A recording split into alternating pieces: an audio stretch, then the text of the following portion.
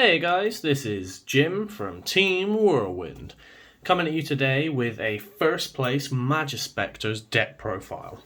I'm tired after locals, so I'm not going to waste any time. We are going to get straight into this. So, kicking off with the monsters, we play 3 copies of Majespecter Raccoon Bumbuku. This is the searcher of the deck. He adds any Majespecter from deck to hand. And then we play Triple Cat. This is the worst Majespecter in the deck because its add is during the end phase. However, it is a low scale, which this deck is sorely lacking in. It also doesn't matter too much because it's quite good for the grind game. Then we're playing 3 of what is, in my opinion, the best Majespecter, which is Majespecter Toad. Toad, when it's normal or special summoned, sets a Majespecter spell or trap from the deck, which means it can't be ashed. And because it's a Majespecter, it's immune to targeting by opponent's card effects, so it's not getting impermed or veilered. Then we're playing 3 of the second best Majespecter in the deck, which is Fox. When this is normal, it adds a Majespecter trap. And then to round off the Majespecters in the deck, we're playing 1 Crow. This searches the Majespecter spell, which is quite good. It also means that later on, Ties of the Brothering can actually be played. For other Pendulum monsters, I'm playing Triple Luster Pendulum. This is fantastic. It essentially puts a Majespecter in the extra deck for us to summon back out, and grabs us a copy of any one that we've already got. And then I'm playing 2 copies of Archfiend Eccentric. This is my main deck out to Mystic Mine, which also functions as a high scale. So it's an interesting way to counteract Mystic Mine. And pop any problematic back row in any other matchups, as well as just being a randomly good out that you can pendulum summon to deal with a monster. And then for hand traps, I'm playing 2 copies of Ash, because it's Ash. 2 copies of Ghost Ogre, 2 copies of Effect Veiler, and then I'm playing 1 Dino Wrestler Pankratops, because when we've got to go second, it's quite hard to power through boards, and Pankratops just does that for us. That's it for the main deck monsters. Now for the spells and trap in the deck, we're playing 2 copies of Majespecter Cyclone.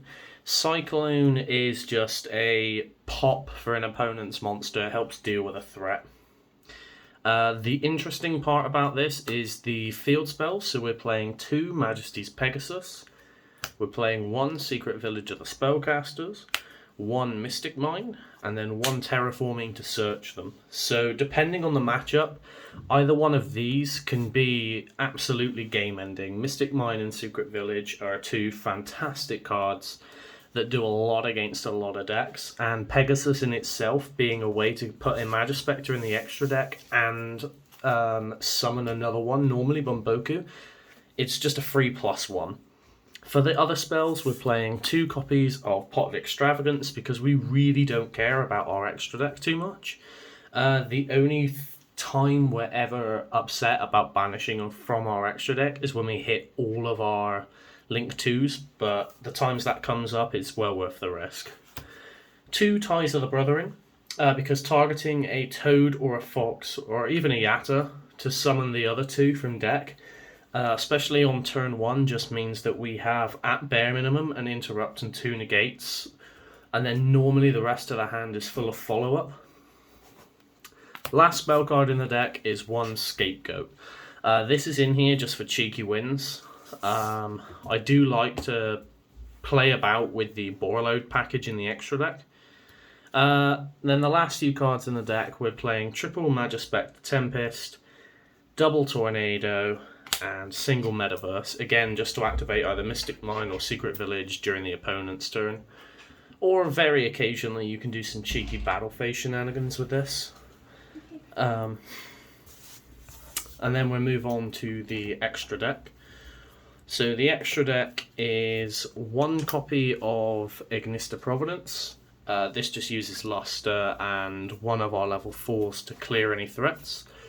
Then we're playing one Lightning Chidori because it's an amazing rank 4 Exceed that requires level 4 wind monsters.